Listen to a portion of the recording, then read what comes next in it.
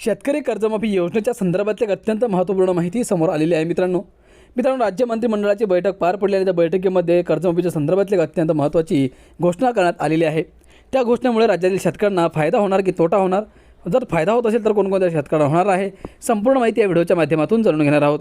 मित्रांनो, गेल्या एका वर्षापासून राज्यातील शेतकरी बांधव हे कर्जमाफीच्या आतुरतेने वाट पाहत होते आणि तारीख पे तारीख शेतकऱ्यांना मिळत होती, परंतु आता या 31 जुलैपर्यंत शेतकऱ्यांना हे कर्जमाफी करण्याचे आश्वासन आता मुख्यमंत्री आणि कृषी मंत्री यांनी दिलेले आहे।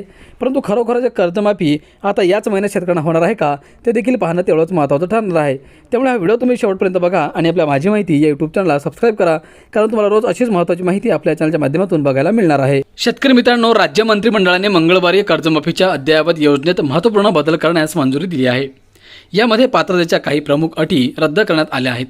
विशेषतः 2019च्या कर्जमाफी योजनेतील लाभार्थ्यांसाठी लागू असलेली 50,000 रुपयांची कमाल मर्यादा आता काढून टाकण्यात आली आहे। तसेच 2026 आणि 27 या कालावधीत कर्जाची नियमित परतफेड करण्याची अटही रद्द करण्यात आली आहे। या निर्णयामुळे पुण्यश्लोक अहिल्यादेवी होळकर शेतकरी कर्जमुक्ती योजना 2026 अंतर्गत प्रोत्साहनपर लाभांसाठी सुमारे 23 लाख शेतकरी पात्र ठरले आहेत।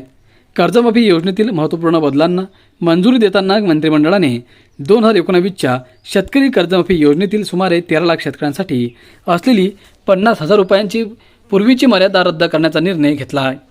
मुख्यमंत्री देवेंद्र फडणवीस यांच्या अध्यक्षतेखाली झालेल्या मंत्रिमंडळाच्या बैठकीत पालघर जिल्ह्यातील डहाणू तालुक्यातील डबचारी दुग्ध प्रकल्प यांच्या मालकीची 558.43 हेक्टर जमीन महाराष्ट्र राज्य कृषी पणन महामंडळाकडे हस्तांतरित करण्यास मंजुरी दिली आहे।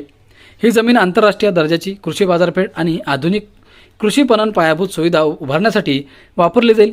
या प्रकल्पामुळे पालघर, ठाणे आणि लगतच्या परिसरातील शेतकऱ्यांना लाभ होण्याची शक्यता आहे।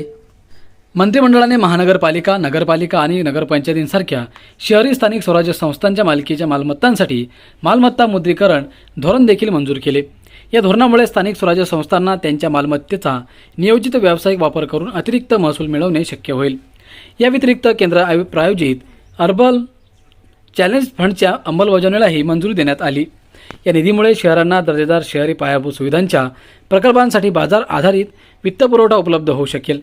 इतर निर्णयांबरोबरच मंत्रिमंडळाने बीड जिल्हा क्रीडा संकुलाच्या अद्ययावतीकरणासाठी 24.95 कोटी रुपयांच्या निधीस मंजुरी दिली आहे। यामध्ये सिंथेटिक ॲथलेटिक्स, ट्रॅक, फुटबॉल व हॉकीचे मैदाने, इनडोअर क्रीडा सुविधा, वसतिगृहाचा विस्तार आणि पावसाच्या पाण्याचे संकलन यांसारख्या कामांचा समावेश आहे।